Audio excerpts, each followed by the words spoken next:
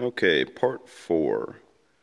I don't have any progress done on the Jeep, but this video is more oriented towards the specificity of the build and why I've done what I have done. There were a couple things that I had always wanted to do on the Jeep. One of which is a roll cage, another is bead locks, another is the 1-ton axles themselves, and lastly would be the 4BT Cummins. Now I suppose I can start with the cage here. There are plenty of companies that make, phenomenal cages for JKs and Jeeps alike, but I couldn't find anything that catered to exactly what I wanted. So I decided to build my own cage. Now I know that's not really feasible for a lot of people. They may not know how to weld, fabricate, cut, grind, all that stuff, but that is why I did what I did. A lot of the cages are more sport cages. They don't tie into the frame. They bolt into the side of the dash, and I just didn't really like that. Not to say those aren't, good cages by reputable companies. It just wasn't for me. So I decided to do that one myself. Second, the bead locks. I went with H1 bead locks because they are hands down the cheapest. You can get them for a couple $100 compared to, a couple $1,000 for others. The downside to that is they're a whole lot heavier, and that's really it. I mean, you get tires for cheap. They're awesome tires. You can use run flats in them, PVC inserts, whatever you want to do. But that's the avenue I chose because of the cost factor on there. Now, axles, I chose Ford F350 Super Duty axles. A lot of people do 14-bolt and Dana 60, but I've got the Sterling 10.5 in the rear, still a Dana in the front. The Cummins itself, I decided to do entirely mechanical. There's once again companies out there that do a phenomenal job of making kits for this, but I couldn't justify putting a bunch of sensors and all sorts of wiring and all that stuff on an engine that requires 2-3 wires. It just didn't make sense to me. And with all that being said, the reason that I'm doing these videos is because there's information out there, but it seemed far and few in between, and nothing was really specific to the JK. You jump on YouTube, you see videos of companies talking about their Cummins swap or all that stuff. You can jump on forums and people talk about it, but it just kind of ends up going back to buying a kit for it to put it in. Now, a lot of people don't want to do that because it costs a lot of money. Not to say that this isn't going to cost anything, but there's drawbacks to doing this opposed to using a kit in it. But to me, this was the easiest way to do it. And with all that being said, really what I'm trying to do with these videos is show people how they can, on a budget, put in a Cummins 1-tons, do their own cage. I kind of ended up starting, I'd say halfway into this after I had the engine and all that stuff in there and the axles. So I'd like to just go over the specifics of each. The cage is what it is. It's just my own take on what I wanted to do with it. But I'll start with the axles. Let me grab a light here.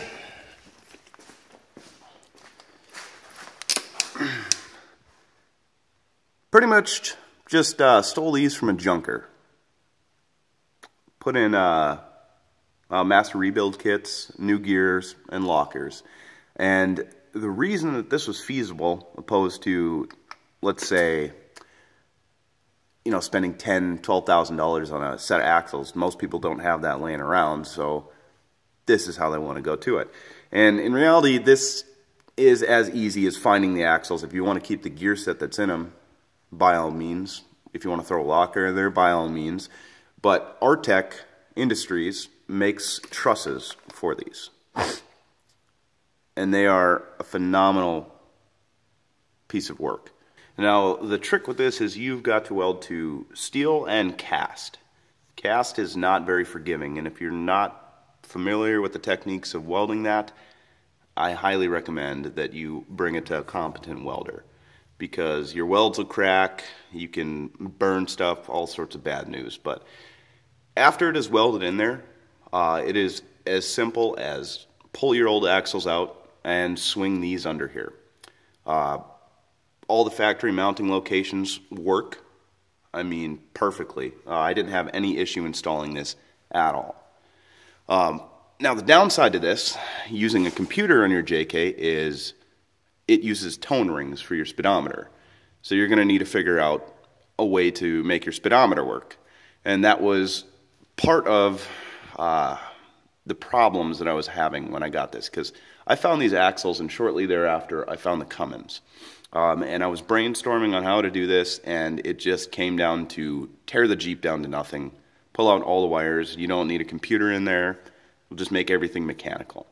You know, to me, it's going to be more reliable, simple. I know how everything works on it, and that was just my take on it. You know, if someone were to be putting 1-tons in there from a kit from Artec or something like that, you're going to need to figure out how to make your speedometer work or live without one, and ABS lights and ESP and all sorts of stuff are going to be freaking out on you. But this and the Cummins together, being I was doing them at the same time, I just decided that I was just going to rip everything to pieces and make it mechanical.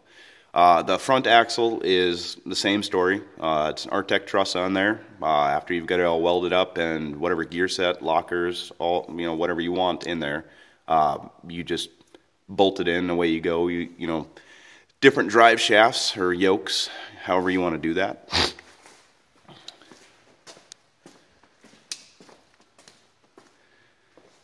Now the engine itself, I stole from a 92 bread truck.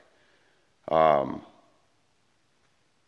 story goes, they had a T90 transmission on it, and it went out, and they rebuilt it, put it back in, and it went out on them again.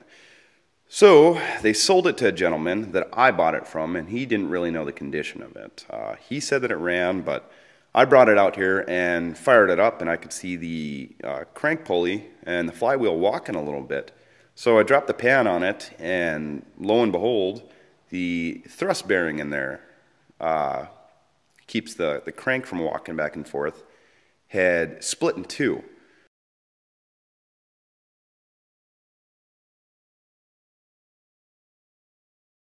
And it was letting the crank walk back and forth, and the flywheel was sitting there pushing on the clutch, and it was throwing out the transmission. So they only had a couple bolts in the pan, and there was actually a wear mark in the bottom of the pan, and I realized that they found that out. They wanted to get rid of the engine, so they sold it to that guy. And really, I got this engine for really, really cheap, a bunch of parts for it, because the people that had it thought it was garbage. In reality, all it was a $40 part. But with that being said, the way that I got this to work in here, and it seems to be one of the more common ways to get this drivetrain together and functioning, is what I've done here. So 4BT Cummins out of a 92 bread truck. Let's see if I can show you some stuff down here. This is the NV4500 5-speed manual transmission, and I have a new process 241 transfer case, and this transmission and transfer case and bell housing all came from a 1996 Dodge Ram, actually a V10, and they use the same transmission and such in the V10 as they do the 5.9. Anyone correct me if I'm wrong, but I stole this out of that Ram. So I had my bell housing, my transmission, and transfer case all bolted together. I didn't need to mess around with adapter plates and then end up putting a computer onto my transmission to let it know when to shift, and it's just the easiest way I could think of doing it. So to get them to mate up to each other, these Cummins use a reverse bell housing or a flywheel housing or whatever nomenclature you want to use. And that's actually this part right here. See, the bell housing is bolted to this. This is bolted to the back of the block. And I actually took that from a common rail. I wasn't sure if it was going to work, but it actually did. A lot of people steal them from the 24 valve and bolt it to the back of the block. Now I used a 5.9 flywheel, clutch, pressure plate, throwout bearing, and I used the throwout fork from the Dodge. Now, another part that I used on the Dodge is the slave cylinder from it. That runs along here and comes up into my firewall. But once again, the problems that I was going to have with this is being I ripped everything apart, I had to remake it. So those master cylinders come in here to these pedals on this bracket that was fabricated, and that'll allow me to obviously have brakes and a clutch. Gas pedal, that's electronically controlled on the JK, so obviously is out of there. I'm just going to use one that's got a pivot point and a throttle cable, opposed to what they do in the kits where they actually have the stock pedal, which is drive-by-wire essentially, and it has a module that pulls on the throttle out here. So mine will be just basic cable pulling on that.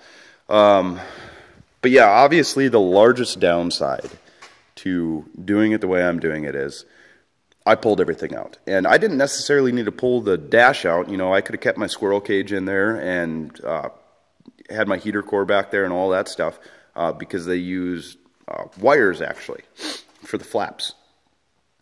But I really didn't want to go through the gambit and figure out all that stuff. I'd rather just, you know, get some hot rod heater and throw it in here. I'm not going to do air conditioning.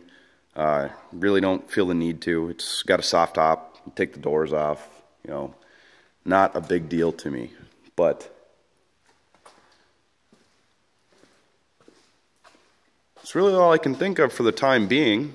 Let me know if you guys have any questions on it, how I've done this in this video or the ones to come.